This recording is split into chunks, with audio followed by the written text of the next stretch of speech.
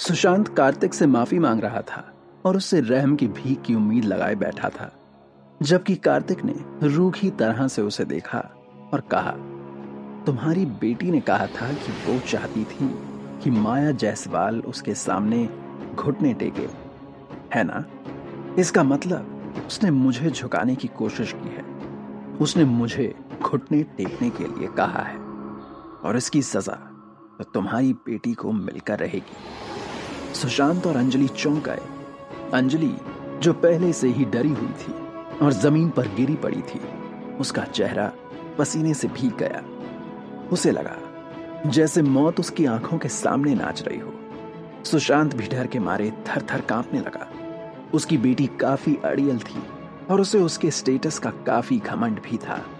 कई बार सुशांत ने उसे समझाने की कोशिशें भी की थी कि हर जगह ये एटीट्यूड काम नहीं आता। कहीं कहीं थोड़ा दिमाग लगाकर सोच समझकर भी काम करना होता है। लेकिन अंजलि ने उसकी बातों को सीरियसली कभी नहीं लिया। इनफैक्ट हमेशा उसकी समझाइश को नकारा ही था। लेकिन जो भी हो, है तो आखिर वो उसकी बेटी ही और उसे जान से ज्यादा प्यारी भी है। और अब उसने अपनी नासमझी में एक महागुरु को नाराज करने की गलती कर दी थी और सुशांत को समझ नहीं आ रहा था कि वो क्या करे। मेरी बेटी नासमझ है महागुरु, प्लीज उसकी गलती को माफ करें। उसे नासमझ जानकर उसे जाने दीजिए, सुशांत ने कार्तिक से रिक्वेस्ट करते हुए कहा। कार्तिक ने सुशांत की बातें सुनी और अंजलि की तरफ देखा, जो अब रोने की कगार पर थी। कार्तिक ने एक ठंडे स्वर के साथ कहा, अगर तुम्हारी बेटी ने मुझे और सिर्फ मुझे नाराज किया होता या मेरा अपमान किया होता तो शायद मैं इसे माफ कर देता और इसे जाने देता। लेकिन इसने तो माया जायसवाल को घुटने टेकने के लिए कहा है, जिसने मुझे बहुत ठेस पहुंचाई है। अंजलि ने कार्तिक की बातें सुनी और उसने अपने आंसू पोंछे। फिर वो धीरे से जमीन पर रेंगते हुए कार्तिक के पास पहुंची और उसके चरणों में उसने घुटने टेक दिए। कार्तिक उसे बिना किसी एक्सप्रेशन के ठंडे तरीके से देखता रहा और सुशांत की आंखों में आंसू छलक पड़े। उसने जिंदगी में पहली बार अपनी बेटी को इतना कमजोर देखा था। अंजलि की आंखों में भी फिर से आंसू आ गए और उसने घबराहट में कार्तिक से कहा, ये पूरी तरह से एक गलतफहमी है महागुरु। मैं ऐसा कैसे सोच सकती हूं कि माया मेरे सामने अपने घुटने टेक दे और मुझसे माफी मांगे। बल्कि आप कहें तो मैं उसके सामने जाकर उससे माफी मांगूंगी और उसके सामने घुटने टेक दूंगी। वही ज्यादा उचित होगा। आप जायसवाल परिवार के दोस्त हैं। मैं उन्हें ठेस पहुंचाने की हिम्मत कैसे कर सकती हूं? अंजलि का दिल अफसोस से भर गया। अगर उसे पता होता कि ऐसा होगा तो वो जायसवाल परिवार को उकसाने की गलती कभी नहीं करती।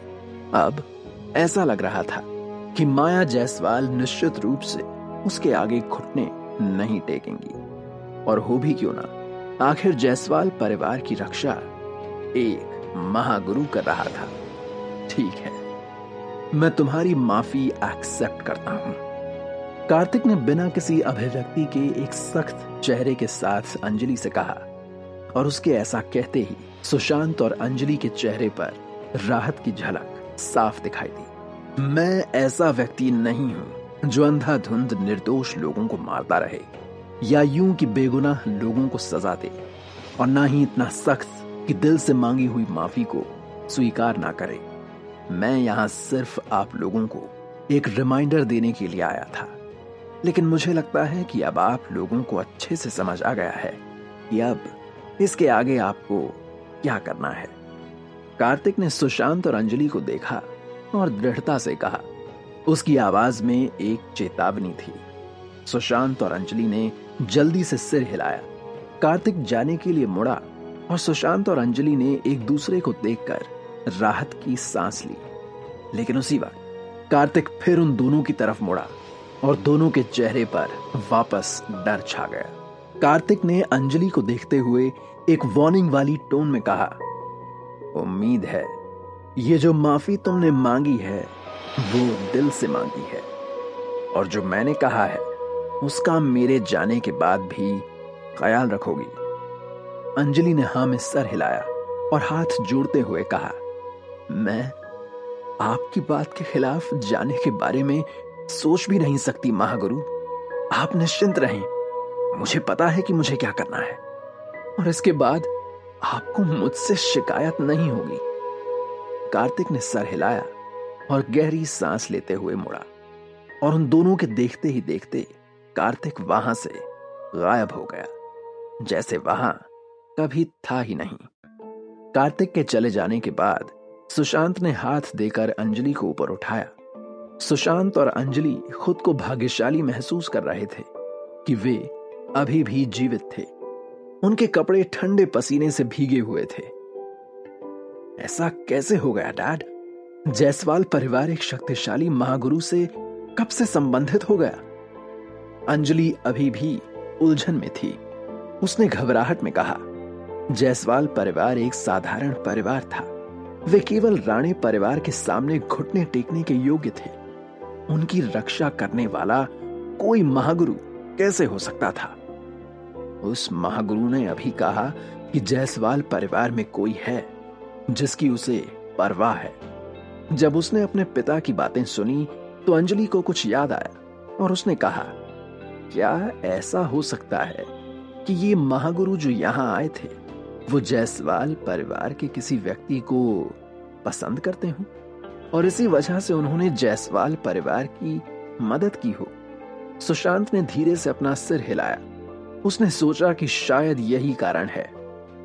इसके अलावा और कोई वजह तो नजर भी नहीं आती। तो इसका माया जायसवाल के परिवार से क्या लेना देना है? पूरे जायसवाल परिवार में उनके परिवार की स्थिति बेहद निचली है और उनके अस्तित्व का भी कोई ज्यादा महत्व नहीं है। मैंने केतन जायसवाल को उकसाया है। इसका जायसवाल परिवार से क्या लेना देना है? मुझे कुछ भी समझ नहीं आ रहा है। जरूरी नहीं, सुशांत ने एक गंभीर स्वर में कहा। मैं जितना समझ पा रहा हूं वो महागुरु स्पष्ट रूप से उस माया जायसवाल को पसंद करते हैं, अन्यथा वो बार बार माया का उल्लेख नहीं करते। सोच कर देखो। अंजलि ने शर्म से अपना मुंह ढक लिया और सदमे में कहा, बिल्कुल नहीं, ऐसा नहीं हो सकता। वास्तव में कोई है जो उस माया जायसवाल जैसी तलाकशुदा महिला को पसंद करता है। और सिर्फ इतना ही नहीं, वो व्यक्ति सच में एक महागुरु है। आखिर क्या है उस माया में ऐसा? सुशांत को भी यकीन नहीं हो रहा था। वो केवल इतना जानता था कि वे वर्तमान में माया जायसवाल के परिवार को अपमानित करने का जोखिम नहीं उठा सकते थे। अगर सटीक शब्दों में कहा जाए तो वे माया के परिवार से जुड़े किसी भी शख्स को ठेस पहुंचाने का जोखिम नहीं उठा सकते थे, क्योंकि ऐसा करके वो फिर से खुद को एक महागुरु के क्रोध का शिकार नहीं बनाना चाहते थे। अगले दिन ये राणे परिवार का नियत समय था, वही समय जो माया जायसवाल के परिवार को दिया गया था एक फैसले पर आने के लिए। या तो वो लोग उस कार की कीमत जो 4 करोड़ थी वो अंजलि राणे को दें, या फिर माया अपने पूरे परिवार के साथ उसके सामने घुटने टेक दे। माया असहज महसूस कर रही थी। राणे परिवार के लोग किसी भी वक्त वहां पहुंच सकते थे, लेकिन उसे अभी भी कार की कीमत के पैसे जुटाने थे। केतन ने चुपचाप सबकी नजरों से बचकर कार्तिक को एक मैसेज भेजा, लेकिन कार्तिक ने कोई जवाब नहीं दिया। अब तो केतन को भी टेंशन होने लगी थी और कार्तिक को 2-3 मैसेजेस भेजने पर भी जब उसका कोई जवाब नहीं आया तो इससे केतन इतना परेशान हो गया कि वो उछल कर नीचे गिर गया और इतने में वहां राणे परिवार के लोग पहुंच गए थे। दरवाजे की घंटी बजी और जब उन्होंने दरवाजा खोला तो उन्होंने देखा कि उनके सामने सुशांत और अंजलि राणे खड़े थे। जब पवन ने इन 2 लोगों को देखा तो वो समझ गया कि वो वक्त आ चुका है जब उनका परिवार सच में समाप्त होने वाला था। उनका अंत आ चुका था। उसका चेहरा पीला पड़ गया था। मिस्टर राणे, मिस राणे, मुझे वास्तव में खेद है। हमें आपको उत्तेजित नहीं करना चाहिए था। कार यार्ड में थी और किसी ने इसे छुआ नहीं था। कृपया इस बात को भूल जाइए और हमें थोड़ा वक्त दीजिए। हम निश्चित रूप से मिस राणे को उनके सभी नुकसानों की भरपाई करेंगे। केतन ने धीमी आवाज में कहा। वो ऐसा केवल राणे परिवार को जाने देने के लिए कर सकते थे। और तभी माया अचानक चल दी। जब उसने अपने पिता के रवैये को देखा तो उसके मन में बेचैनी हो गई थी। उसने गंभीर स्वर में कहा, कृपया हमें कुछ और दिन दें। हम निश्चित रूप से राणे परिवार को स्पष्टीकरण देंगे। केतन ने जब अपनी बड़ी बहन और पिता को राणे परिवार से इस तरह दया की भीख मांगते हुए देखा तो उसका हृदय आत्मग्लानि से भर गया। ये सब उसकी गलती थी। वो खुद को कोस रहा था कि उसने अंजलि राणे को क्यों उकसाया। उनका परिवार राणे परिवार को नाराज करने का जोखिम नहीं उठा सकता था। और कार्तिक के साथ क्या चल रहा था? कहां गायब है? और मैसेजेस के भी रिप्लाई नहीं कर रहा। वो इन लोगों को परेशानी पैदा करने से क्यों नहीं रोक सका?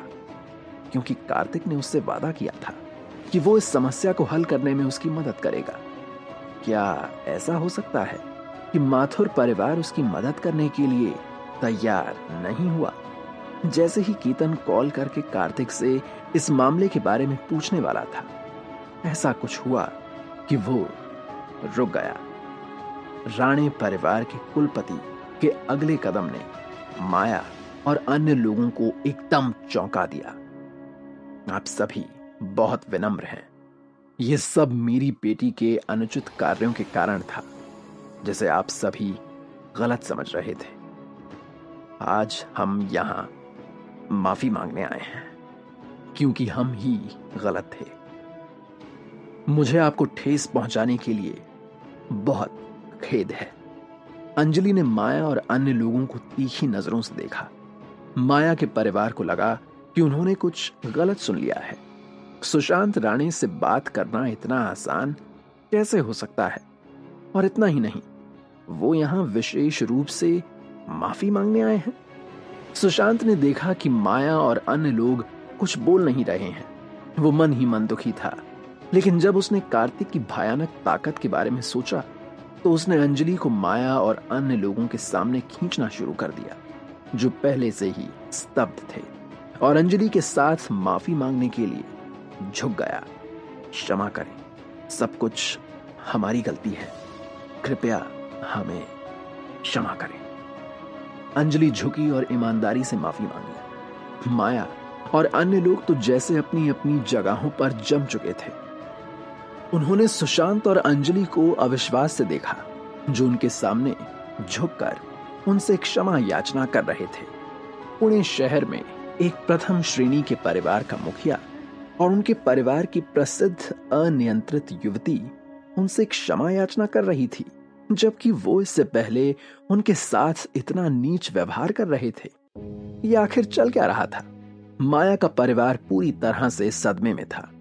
पुणे शहर में एक प्रथम श्रेणी के परिवार राणे परिवार के कुलपति और उनकी बेटी वास्तव में उनके सामने झुके और क्षमा की भीख मांगी।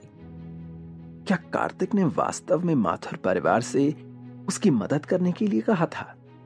जब केतन ने यह दृश्य देखा तो उसके दिमाग में सबसे पहला विचार कार्तिक का ही आया। कार्तिक ने कहा था कि वो इस मामले को अच्छे से संभाल लेगा। केतन ने सोचा कि जरूर कार्तिक जीजू ही होंगे जिन्होंने ये किया है। उन्होंने ही माथुर परिवार से उसकी मदद करने के लिए कहा होगा। हाँ, पक्के में ऐसा ही कुछ हुआ होगा। लेकिन कुछ देर सोचने के बाद उसे लगा कि उसके सामने जो स्थिति है उसमें कुछ गड़बड़ है। हालांकि माथुर परिवार पुणे शहर में नंबर 1 शक्ति था, लेकिन राणे परिवार को कम करके नहीं आंका जा सकता था। ऐसा लग रहा था कि माथुर परिवार में राणे परिवार को इतने विनम्र तरीके से अपने अधीन करने की क्षमता नहीं थी। आखिरकार राणे परिवार के साथ उनके रिश्ते का बिगड़ना माथुर परिवार के लिए भी तो अच्छी बात नहीं थी। जाहिर है, एक तीसरे दर्जे के परिवार के लिए माथुर परिवार इतना प्रयास नहीं करेगा। और इन सारे सवालों का केवल एक ही जवाब था, कार्तिक की ताकत। हालांकि केतन को यह नहीं पता था कि कार्तिक ने किस तरीके का इस्तेमाल किया था, लेकिन इस समय वो सिर्फ कार्तिक की प्रशंसा करने से खुद को रोक नहीं पा रहा था। कार्तिक सच में अपने वचन का पक्का इंसान था। मिस्टर राणे, आप राणे परिवार के मुखिया हैं, ये आप क्या कर रहे हैं? पवन ने डर के मारे सुशांत और अंजलि की मदद की और उन्हें हाथ पकड़कर उठाया। वो बहुत डरा हुआ लग रहा था। सुशांत ने जल्दी से अपना सिर हिलाया और माफी मांगता रहा। उसने अंजलि को इशारा किया और फिर वो भी अपनी गलती स्वीकार करने के लिए केतन के सामने चली गई। उसका रवैया बेहद ईमानदार था। केतन उलझन में था।